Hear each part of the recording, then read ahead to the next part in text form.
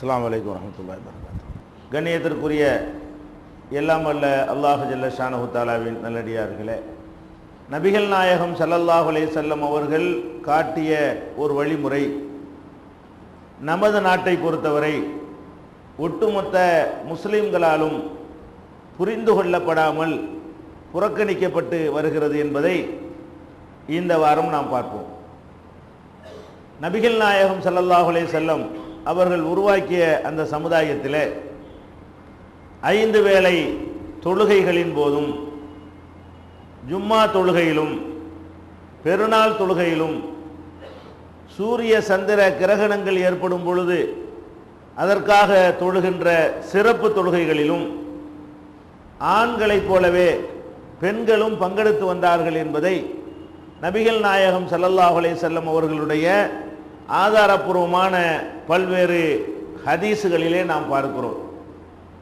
நபிகள் நாயகம் ஸல்லல்லாஹு அலைஹி வஸல்லம் அவர்கள் அனுமதித்த, நடைமுறைப்படுத்தி வந்த அந்த வழிமுறையின் காரணமாகத்தான் ஆண்களைப் போலவே பெண்களும் மார்க்க அறிவில் மிஞ்சியவர்களாக, ஆண்களுக்கே பாடம் சொல்லித்தரக்கூடியவர்களாக அன்றைய காலத்திலே திகழ்ந்திருக்கிறார்கள். ஆனால் என்ன காரணமோ தெரியவில்லை, சமீப காலங்களாக பெண்கள் அல்லாஹ்வுடைய பள்ளிவாசலுக்கு வருவதற்கு தடுக்கப்படுகிறார்கள். அதற்கான வாய்ப்புகள் பெரும்பாலான பள்ளிவாசல்களிலே செய்து தரப்படுவது இல்லை. பெருநாள் தொழுகை கூட பெண்களுக்கு இல்லை என்கிற அளவுக்கு நிலைமை ரொம்ப மோசமாக ஆகியிருப்பதை நம்ம பார்க்கிறோம். இதனால் என்ன விளைவு ஏற்பட்டிருக்கிறது என்று சொன்னால், பள்ளிவாசல்கள் எல்லாம் ஆண்களுக்கு, தர்காக்கள் எல்லாம் பெண்களுக்கு என்கிற அளவுக்கு எங்களை நீங்கள் பள்ளிவாசலுக்கு அனுமதிக்காத காரணத்தினால் நாங்கள் அல்லாஹ் வணங்குவதற்கு தகுதி இல்லாதவர்கள் என்று நீங்கள் புறக்கணித்த காரணத்தினால் எங்களை எங்கே அனுமதிக்கிறாங்களோ அங்கே நாங்கள் போகிறோம் என்று சொல்லி இன்றைக்கு பெண்கள்லாம் தர்காவை போட்டு மொய்க்கிறதுக்கு காரணமே இஸ்லாம் வழங்கின அந்த உரிமையை நம்ம மறுத்தது தான். அவங்களும் வழிபட விரும்புகிறாங்க, அவங்களும் பிரார்த்தனை செய்ய விரும்புகிறாங்க, அவங்களும் அல்லாஹ் தொழ விரும்புகிறாங்க. நம்முடைய பள்ளிவாசலில் தடுக்கும் பொழுது அவங்க என்ன செய்கிறாங்க, எங்கே அனுமதிக்கிறாங்களோ அங்கே போவோம் என்கிற ஒரு நிலைமை ஏற்பட்டிருப்பதை இன்றைக்கு நம்ம பார்க்கிறோம். நபிகள் நாயகம் ஸல்லல்லாஹு அலைஹி வஸல்லமுடைய காலத்தில் நடந்த ஏராளமான நிகழ்வுகளை உங்களுடைய கவனத்திற்கு இந்த வாரத்தில் நம்ம கொண்டு வருகிறோம். முதலாவதாக, நபிகள் நாயகம் ஸல்லல்லாஹு அலைஹி வஸல்லமுடைய காலத்தில் ஆண்களுக்கு போதுமான ஆடை இருக்கவில்லை. என்ன ஆடை அணிவார்கள் சொன்னா, ஒரு போர்வையை உடம்புல சுத்தி கொள்வார்கள், ஒரு முள்ளை கொண்டு போய் அதை தைத்து கொள்வார்கள். இதான் பெரும்பாலான சஹாபாக்களுடைய ஆடையாக இருந்தது. இந்த மாதிரி ஆண்கள் தொழும் பொழுது பின்னாடி பெண்கள் இருக்கிறாங்கன்னு வைங்க, ஆண்கள் குனி ருக்கு செய்யும் பொழுது, ஆண்கள் சஜிதா செய்யும் பொழுது ஆண்களுடைய பின்பகுதியில் சில பகுதிகள் பெண்களுடைய கண்களில் படும். அந்த அளவுக்கு குறைவாக சஹாபாக்களுடைய ஆடை இருந்தது. சஜிதா செய்யும் பொழுது பின்வரிசையில் பெண்கள் இருந்தாங்கன்னு வைங்க, அப்போ ஆண்களை அவங்களுடைய தொடை பார்த்த பகுதிகள்லாம் பார்வையில் படும். அப்போ ரசூல் ஸல்லல்லாஹு அலைஹி வஸல்லம் சொல்லுவாங்களாம், லா தர்ஃபஅன்ன ரூஸகுன்ன ஹத்தா யஸ்தவியர் ரிஜாலு ஜுலூஸா. ஆண்கள் எல்லாம் சஜிதா செய்து விட்டு உட்கார்ற வரைக்கும் பெண்கள் சஜிதாவிலிருந்து தலையை உயர்த்தாதீங்க. அதாவது ஆண்களும் பெண்களும் பள்ளியில ஒன்னா தொழுதிருக்கிறாங்க என்பது இதுல விளங்குகிறது. ஒரு தடுப்பு கூட போடப்படலைன்னு விளங்குகிறது. முன்னாடி அவங்களுக்கு ஒரு தனி பில்டிங்கு, இவங்களுக்கு ஒரு தனி பில்டிங்கு, இவங்களையும் அவங்களையும் பிரிக்கிறதுக்கு ஒரு பெரிய ஸ்கிரீனு, இதெல்லாம் போட்டிருந்தா இந்த அறிவுரை தேவையில்லை. நபிகள் நாயகம் ஸல்லல்லாஹு அலைஹி வஸல்லம் என்ன சொல்றாங்கன்னு கேட்டா, பெண்கள் தலையை சஜிதாவிலிருந்து எந்திரிக்கிறதா இருந்தா நீங்களும் அவங்களும் ஒன்னா எந்திரிச்சாங்கன்னா, சில பேர் ஆம்பளை லேட்டா எந்திரிப்பான், சஜிதாவில் இருக்கக்கூடிய ஒரு ஆம்பளையை நீங்க வேற மாதிரி பார்க்க வேண்டிய நிலைமை ஏற்பட்டு போயிடும், கம்மியான ஆடை இருந்ததுனால. இப்ப அந்த மாதிரிலாம் இப்ப இல்லை. இப்ப எல்லாம் கையில பேண்ட் அணிகிறதுனால அந்த மாதிரியான சூழ்நிலை இன்னைக்கு இல்லை. அன்னைக்கு எப்படி இருக்கும் பொழுது ரசூல் ஸல்லல்லாஹு அலைஹி வஸல்லம் சொல்றாங்க, ஆம்பளைங்க உட்கார்ந்துட்டாங்கன்னு தெரிஞ்சவன தான் பொம்பளைங்க சஜிதாவில் எந்திரிக்கணும். சஜிதாவில் எந்திரிக்கும் போது கொஞ்சம் லேட்டா நீங்க எந்திரிங்க, ஆம்பளைங்க சஜிதாவில் எந்திரிச்சு உட்கார்ந்துடட்டும் என்று நபிகள் நாயகம் ஸல்லல்லாஹு அலைஹி வஸல்லம் அவர்கள் ஒரு அறிவுரை சொன்னாங்க. இது புகாரியில 362, 814, 1215 இந்த ஹதீஸுகள்ல இடம்பெற்றிருக்கிறது. இப்ப நீங்க பார்க்கணும், பெண்கள் பள்ளிவாசலுக்கு வர தடுக்கிறதா இருந்தா தடுப்பதற்கு ஏற்ற காலம் அந்த காலம் தான். இப்ப கூட தடுக்க இயலாது. ஏன்? ஆம்பளையை ஏடா கூடமா பார்க்கிற காலம் இல்லை இது. முழுசா ஆடை அணிந்திருக்கக்கூடிய ஒரு காலம். இப்ப கூட தடுக்கிறதுக்கு நியாயம் இல்லை. தடுக்கிறதா இருந்தால் ஆம்பளைங்களை பார்க்கக்கூடாத கோலத்தில் பார்ப்பதற்கான வாய்ப்பு இருந்துச்சு, அப்ப தடுத்திருக்கணும். அப்ப கூட ரசூல் ஸல்லல்லாஹு அலைஹி வஸல்லம் என்ன செய்யறாங்க, நீங்க வாங்க தொழுவுறதுக்கு வந்துருங்க, தொழுவுங்க, ஆனால் நீங்க கொஞ்சம் லேட்டா சஜிதாவுல இருந்து எந்திரிங்க, தலையை தூக்குங்க என்கிற அளவுக்கு அதை தடுக்காமல் அதுக்கு ஒரு முக்கியத்துவம் கொடுத்திருக்கிறார்கள் என்று சொன்னால், எப்படி நம்ம பொம்பளைங்க பள்ளிவாசல் வரக்கூடாதுன்னு தடுக்கிறோம்? என்ன கிரவுண்ட்ல என்ன ஆதாரத்தை தடுக்கிறீங்க? ஒரு ஆதாரமும் இல்லை. இது ரசூலுல்லாஹ் காலத்தில் நடந்த ஒரு நடவடிக்கை. அதே மாதிரி ஒரு நாள் ரசூல் ஸல்லல்லாஹு அலைஹி வஸல்லம் அவர்கள் இஷா தொழுகையை தாமதமாக்கிட்டாங்க. ஏதோ ஒருத்தர் வந்தாரு, பேசிக்கிட்டே இருந்தாங்க, தொழுகை லேட் ஆகிக்கிட்டே இருக்குது. எந்த அளவுக்கு லேட் ஆயிடுச்சுன்னு சொன்னா, இருக்கிற மக்கள்லாம் தூங்க ஆரம்பிச்சுட்டாங்க. தொழுகைக்காக இகாமத் சொல்லி டைம் டேபிள் போட்டலாம் அந்த காலத்தில் தொழுகிறது இல்லை. ரசூல் ஸல்லல்லாஹு அலைஹி வஸல்லம் எப்போ வந்து நிற்கிறாங்களோ அது வரைக்கும் மக்கள் காத்திருப்பாங்க. அதனால சில நேரத்தில் ரசூலுல்லாஹ் முன்னாடியே வந்துருவாங்க, சில நேரத்தில் லேட்டாக வருவாங்க. வந்தால் மக்கள் காத்து கொண்டிருப்பார்கள். அப்போ ஒரு நாள் லேட் ஆன உடனே உமர் ரலியல்லாஹு அன்ஹு பார்க்குறாங்க, எல்லாம் தூங்குது. உமர் ரலியல்லாஹு உடனே சத்தம் போட்டு ரசூலுல்லாஹ் கூப்பிடுறாங்க. எப்படி கூப்பிடுறாங்க? நாமன் நிசாவு சிபியான், சிறுவர்களும் பெண்கள்லாம் தூங்கிட்டாங்க, ரசூலுல்லாஹ் சீக்கிரம் வாங்க. லேட்டான உடனே ரசூல் ஸல்லல்லாஹு அலைஹி வஸல்லம் வர லேட்டான உடனே உமர் ரலியல்லாஹு அன்ஹு ரசூலுல்லாஹ் சத்தம் போட்டு கூப்பிடுறாங்க. எப்படி கூப்பிடுறாங்க? நாமன் நிசாவு சிபியான், பெண்கள்லாம் தூங்கிட்டாங்க, சிறுவர்கள் எல்லாம் தூங்கிட்டாங்க, நீங்க இன்னும் வராம இருக்கிறீங்களே. அப்ப இதெல்லாம் என்ன விளங்குது? அந்த பள்ளிவாசல் தாமதமாக அந்த தொழுகை நடந்த அந்த இரவில் ஆண்களும் வந்திருக்கிறார்கள், பெண்களும் வந்திருக்கிறார்கள், சிறுவர்களும் வந்திருக்கிறார்கள். பொம்பளைங்க எல்லாம் தூங்குற அளவுக்கு லேட் ஆகி போயிடுச்சு. அவ்வளவு தாமதமா ரசூலுல்லாஹ் வர்றாங்க. இதை உமர் ரலியல்லாஹு அன்ஹு இப்படி சொல்லி கூப்பிடுறாங்க என்ற ஒரு செய்தியை புகாரியில 864வது ஹதீஸ்ல பாக்குறீங்க. அப்ப இதுல உங்களுக்கு என்ன விளங்குது? நபிகள் நாயகம் ஸல்லல்லாஹு அலைஹி வஸல்லமுடைய காலத்துல பெண்கள் சிறுவர்களும் ஆண்களைப் போலவே பள்ளிவாசலுக்கு அந்த தொழுகைகள் 5 நேர தொழுகைகளுக்கு வந்திருக்கிறார்கள். அதுதான் காலத்துல நடைமுறையா இருந்திருக்கிறது. இவ்வளவு தெளிவாக ஆதாரங்கள் கிடைக்கிறது. நபிகள் நாயகம் ஸல்லல்லாஹு அலைஹி வஸல்லம் சொன்னார்கள், நான் தொழுகையில நிப்பேன், நீண்ட நேரம் தொழுவிக்கணுங்கிற எண்ணத்தோட நிப்பேன். ஆனால் ஒரு குழந்தை சத்தம் கேட்டுரும், உடனே நான் என்ன செஞ்சிருவேன், சுருக்கமா தொழுதுருவேன். ஏன்?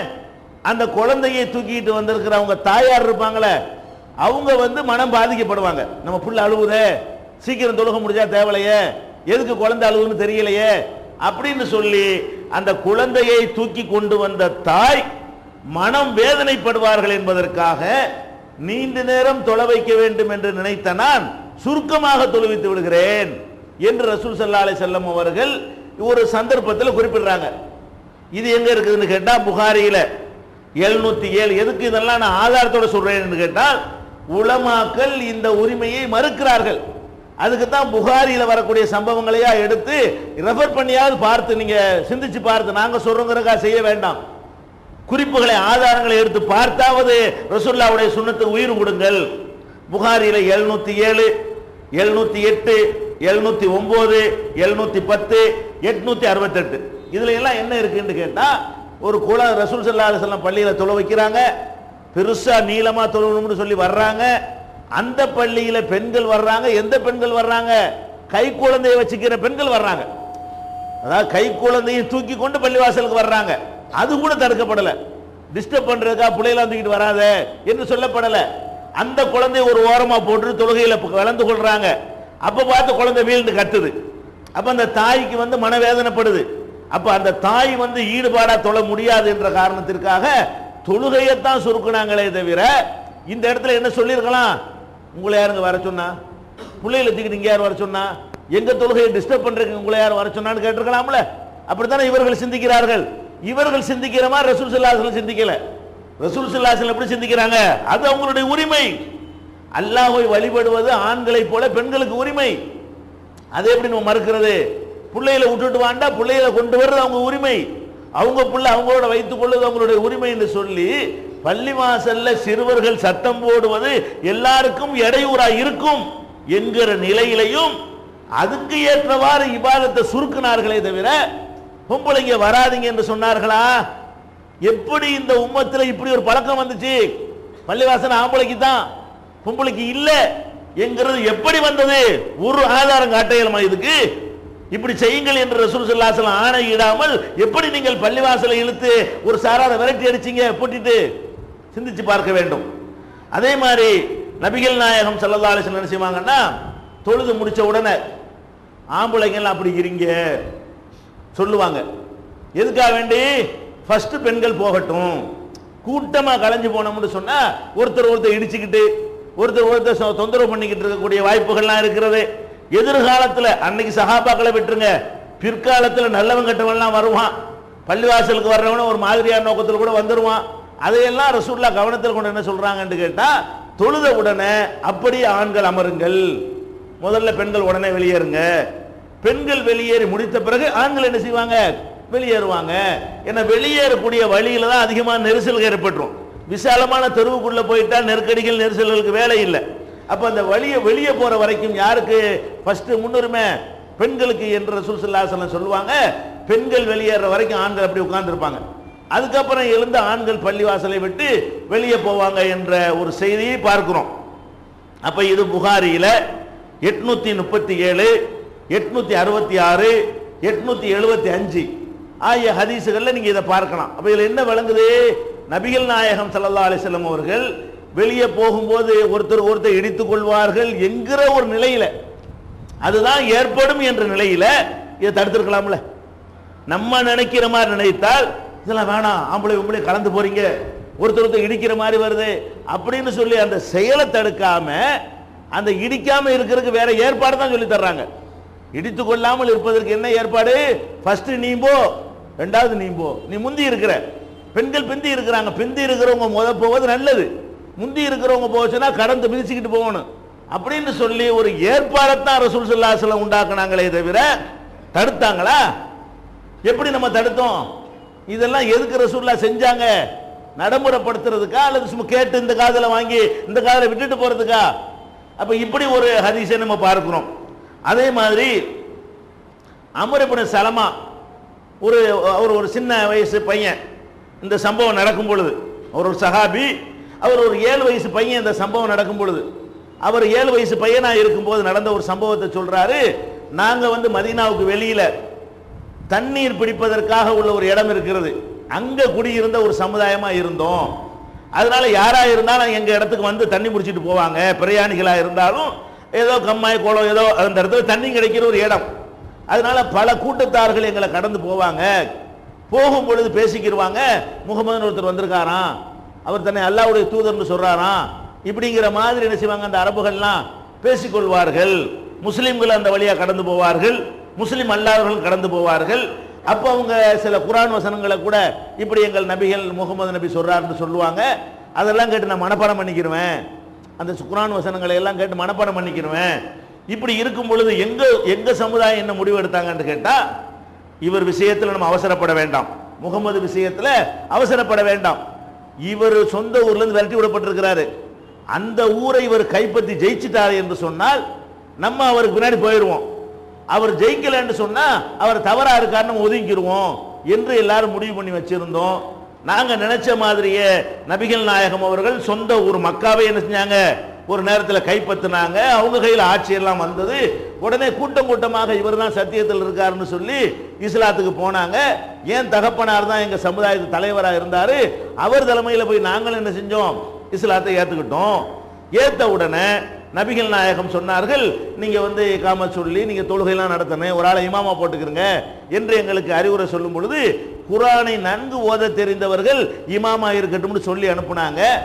வந்தவனை பார்த்தா எனக்கு தான் குர்ஆன் கொஞ்சம் தெரியும்னு கேட்டா, நான் ஒவ்வொரு வியாபாரிகள் வரும் பொழுது அவங்கள்ட்ட கேட்டு மனப்பாடம் பண்ணி வச்சிருந்தேன் ஏற்கனவே, என்னை பிடிச்சி இமாமா நியமிச்சுட்டாங்க. 7 வயசு பையன் அப்படின்னு சொல்றாரு. அப்ப எனக்கு வயசு 7, என்னை இமாமா ஆக்கி விட்டாங்க. அப்படி இமாமாக்கி விடும் பொழுது நான் சின்ன ஒரு போர்வையை தான் போத்திக்கிட்டு தொழுவேன். அப்போ பொம்பளைங்க அங்கேருந்து சத்தம் போட ஆரம்பிச்சுட்டாங்க, அலா துகத்து அண்ணா இஸ்த காரிக்கும், என்னப்பா இமாமுடைய பின்பகுதியெல்லாம் தெரியுது மூட மாட்டீங்களா அப்படின்னு பொம்பளைலாம் நினைச்சாங்க. சத்தம் போட ஆரம்பிச்சிட்டாங்க. உடனே எனக்கு ஒரு ட்ரெஸ்ஸை வாங்கி தந்தாங்க, அதை போத்தி கொண்டு பெரிய ட்ரெஸ் போட்டுக்கொண்டு அப்புறம் நான் தொழக ஆரம்பித்தேன் அப்படின்னு சொல்லி அமர் இப்னு சலமாங்கிறவர் சொல்றாரு. பின்னாடி இமாம் தொழுவிக்கும் போது பின்பகுதி தெரியுது மூடுங்கன்னு பொம்பளை எல்லாம் சொல்றாங்கன்னு கேட்டா, இது மஸ்ஜித் நபவியில மட்டும் இருக்கல, எல்லா பகுதியிலும் இருந்திருக்கிறது. நபிகள் நாயகம் ஸல்லல்லாஹு அலைஹி வஸல்லம் அவர்கள் இந்த பெண்களும் பள்ளியில வந்து தொழுவது என்ற ஒரு வழக்கம் எல்லா பகுதியிலும் இருக்க போய் தான் இது வேற ஒரு ஊரு, அங்க தொழுகை நடக்குது, அங்க கூட ஆண்கள் மாதிரி பெண்கள் வர்றாங்க. இது எப்படி வந்திருப்பாங்க? நபிகள் நாயகம் ஸல்லல்லாஹு அலைஹி வஸல்லம் வாழுகிற காலத்திலே நடக்கிறது. அப்ப இது ரசூலுல்லாஹ் காலத்து நடைமுறை என்ன என்பதை வழங்குறோம். இந்த சம்பவம் புகாரியில 4302வது ஹதீஸாக இடம்பெற்றிருக்கிற பார்க்கிறோம். அதே மாதிரி ஆயிஷா நாயகி சொல்றாங்க, நாங்க வந்து ஃபஜ்ர் தொழுகையை தொழுவோம். ஃபஜ்ர் தொழுகை வந்து வைகரையில இருந்து சூரியன் உதிக்கிற வரைக்கும் இருக்கிறது. கிழக்கு வெளுக்க ஆரம்பித்ததுல இருந்து சூரியன் உதிக்கிற வரைக்கும் ஃபஜ்ருடைய நேரம் இருக்கிறது, 80 நிமிஷம் இருக்கிறது. ரசூல் காலத்தில் எப்படி அந்த தொழுகை நடத்தப்படும் என்றால், வைகரை ஆரம்பிச்ச உடனே தொழுதுருவாங்க. முதல் வக்திலேயே முதல் நேரத்திலே தொழுதுருவாங்க. அதாவது கிழக்கு வெளுக்க ஆரம்பிச்ச, கிழக்கு மட்டும் வெளுத்திருக்கும், ஆனா எல்லா பகுதியும் இருட்டா இருக்கும். கிழக்கு அடிவானத்தில் பார்த்தா லேசா வெள்ளையா தெரியும், இருட்டு இருந்துகிட்டு இருக்கும். நாங்கள் ரசூல் காலத்தில் எப்படி தொழுவோம் என்று கேட்டால், கிழக்கு வெளுத்த உடனேயே முதல் நேரத்திலேயே தொழுது விடுவோம். தொழுது விட்டு ஒரு போர்வை போத்திக்கிட்டு தொழுதுட்டு வெளியே வருவோம். ஒருத்தருக்கு ஒருத்தர் அடையாளம் தெரியாத அளவுக்கு இருட்டா இருக்கும். ஆயிஷா நாயகி சொல்றாங்க, லா யூரஃபுன மினல் கலசி, இருட்டின் காரணமாக யார் வந்திருக்கிறா யார் வரல என்று அவர் கண்டுகொள்ள முடியாது. டீப் லைட்லாம் அந்த காலத்தில் கிடையாதுல்ல, மின்சாரம்லாம் கிடையாது, இருட்டு தான். இருட்டில் தொழுவாங்க. தொழுதுட்டு வெளியே வந்து அது வெளியெல்லாம் ஸ்ட்ரீட் லைட்லாம் போடல அந்த காலத்தில், தெருவுலாம் இருட்டா தான் இருக்கு. யார் இவர் யார் இவர் யார் இவர் யாருன்னு தெரியாது. அந்த மாதிரி இருட்டிலே நாங்கள் என்ன செய்வோம், சுபு தொழுதுட்டு வருவோம் என்று ஆயிஷா நாயகி சொல்லக்கூடிய ஹதீஸ் வந்து புகாரியில 372, 578, 867, 872 ஆகிய ஹதீஸ்கள்ல பார்க்கிறோம். அதே மாதிரி வந்து அப்ப சுபுங்கிற ஒரு ஆபத்தான நேரம், நேரத்திலேயே மற்ற நேரங்களை விட ஒரு நடமாட்டம் குறைவா இருக்கிற நேரம் இது சுபுகு நேரம் தான். அந்த நேரத்தில் கடை இருக்காது, மக்கள் நடமாட மாட்டாங்க, மற்றவங்களாம் நல்லா அசந்து தூங்குவாங்க. அப்படி ஒரு நேரத்தில் பெண்கள் வெளியே வருவது என்பது பாதுகாப்பு குறைவானது. மற்ற நேரத்தை விட 4 மணி 3 மணி என்றது ஒரு பாதுகாப்பு குறைவான நேரம். அதுல கூட ரசூல் ஸல்லல்லாஹு அலைஹி வஸல்லம் காலத்தில் வந்து பெண்கள் வந்து தொழுதுட்டு போயிருக்கிறாங்க என்பதை பார்க்கிறோம். உமர் ரலியல்லாஹு அன்ஹுடைய மனைவி அவங்கள்ட்ட போய் கேட்க, அவங்க வந்து ஒவ்வொரு வக்தும் பள்ளிவாசலுக்கு போயிடுவாங்க தொழுகைக்கு. அவங்கள்ட்ட கேட்குறாங்க, நீங்க உங்க கணவர் இந்த மாதிரி வெளியே போறதை அவருக்கு பிடிக்காத, நீங்க அதை மீறி பள்ளிவாசலுக்கு வர்றீங்களே, அவர் பிடிக்காத காரியத்தை நீங்க ஏன் செய்றீங்க அப்படின்னு சொல்லி அவங்கள்ட்ட மறிச்சு கேட்குறாங்க. அந்த அம்மா சொல்றாங்க, பிடிக்காட்டி அவர் தடுத்து பார்க்கட்டுமே. அந்த அம்மா சொல்றாங்க, பிடிக்காதுல பள்ளிவாசலுக்கு போவாதுன்னு நீ தடுக்கட்டுமே பார்க்குறேன் அப்படிங்கிறாங்க. ஏன் தடுக்க மாட்டாரோ? எப்படி தடுப்பாரு? தடுக்காதீங்கன்னு ரசூலுல்லாஹ் சொல்லியிருக்கும்போது தடுத்துருவார் அவரு? யார் கேட்குறாங்க? உமர்ல மனைவி சொல்றாங்க, பெண்கள் பள்ளிவாசலுக்கு போதை தடுக்காதீர்கள் என்று ரசூலுல்லாஹ் சொல்லியிருக்கும் பொழுது இவர் வந்து என்னை தடுத்துருவாரோ, என் கணவர் போவாதுன்னு சொல்லிடுவாரா பாப்பமே அப்படின்னு சொல்லி உமர் ரலியல்லாஹுடைய மனைவி சொன்னதாக உமர் ரலியல்லாஹுடைய மகன் இப்னு உமர் அவர் அறிவிக்கிறார். இது எங்க இருக்குன்னு கேட்டா புகாரியில 900வது ஹதீஸில் இடம்பெற்றிருக்கிறது. இன்னும் சொல்ல போனால், இரவிலே பெண்கள் பள்ளிக்கு செல்ல உங்களிடத்தில் அனுமதி கேட்டால் ஃபஅதனு லஹுன்ன, அதற்கு நீங்கள் அனுமதி கொடுங்கள், அவங்கள தடுக்காதீங்க என்று ரசூல் ஸல்லல்லாஹு அலைஹி வஸல்லம் சொன்ன ஹதீஸ் வந்து புகாரியில 865, 873, 899, 5238வது ஹதீஸ்ல பார்க்கிறோம். அப்ப பெண்கள் பள்ளிவாசலுக்கு வருவது எவ்வளவு சகஜமா இருந்திருக்கிறது.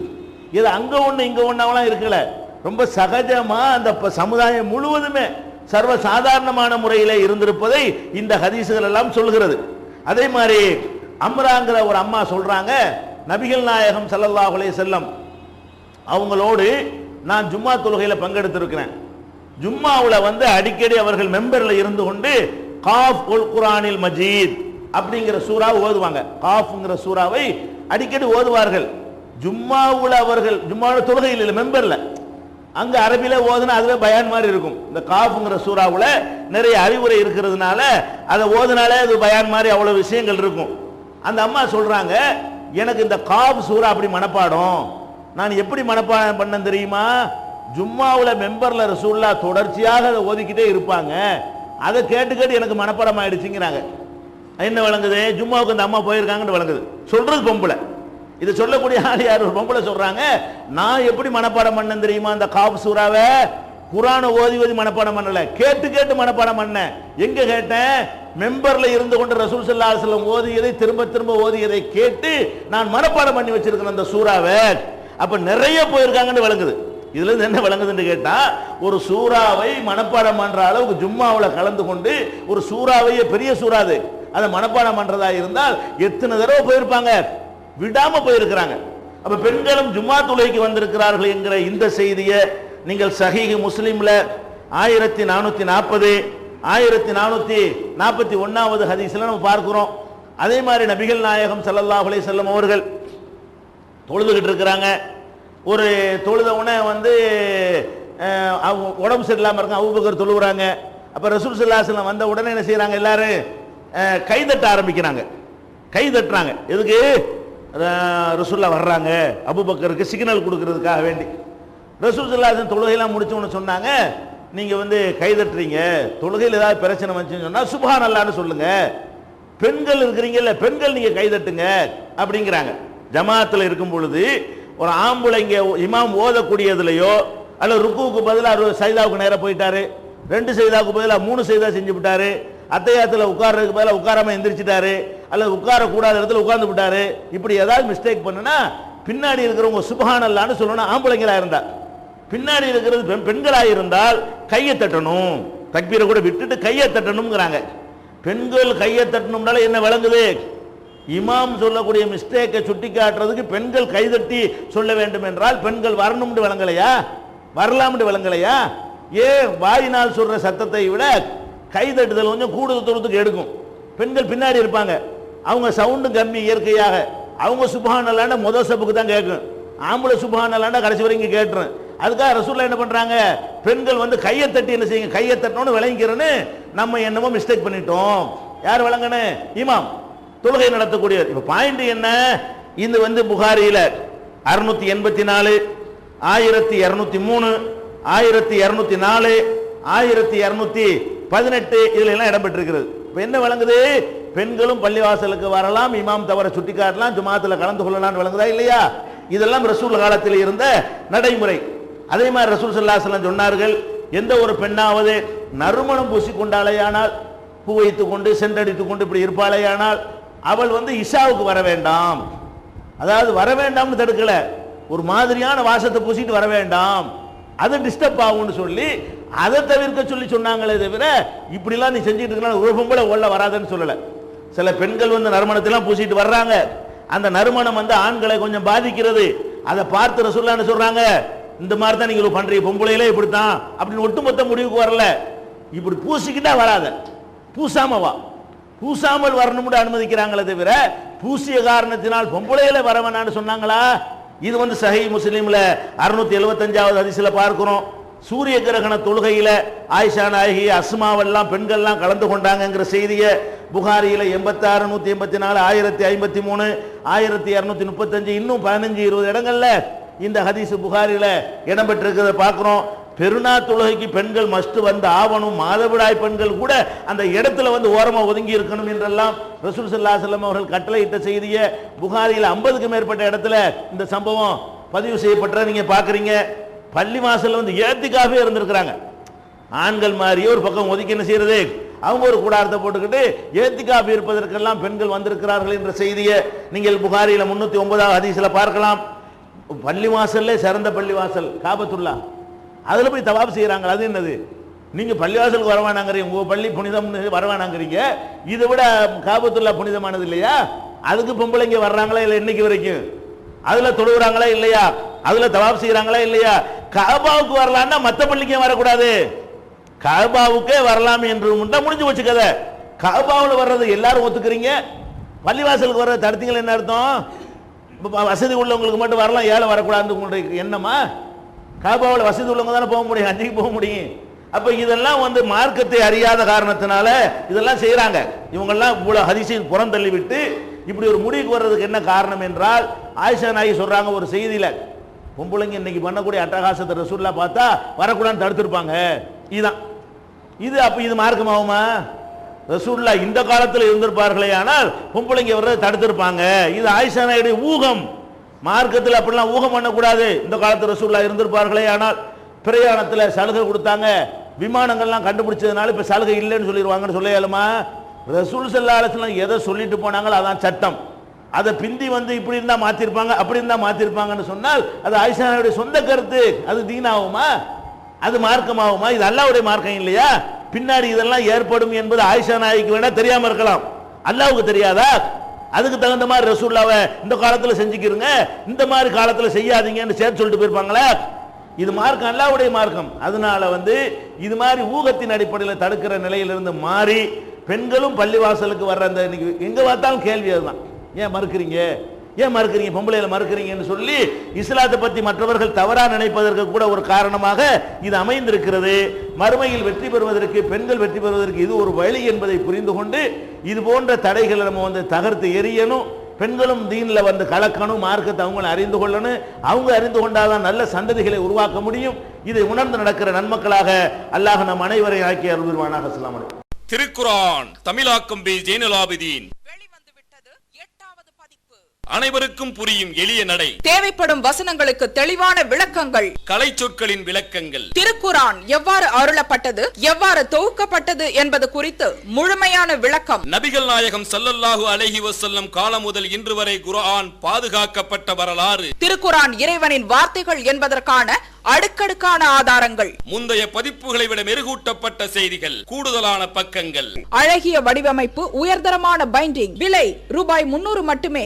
வெளியீடு மூன் பப்ளிகேஷன், நம்பர் 83/3, முதல் மாடி, மூர்தரு, மண்ணடி, சென்னை 1. போன் 65690810.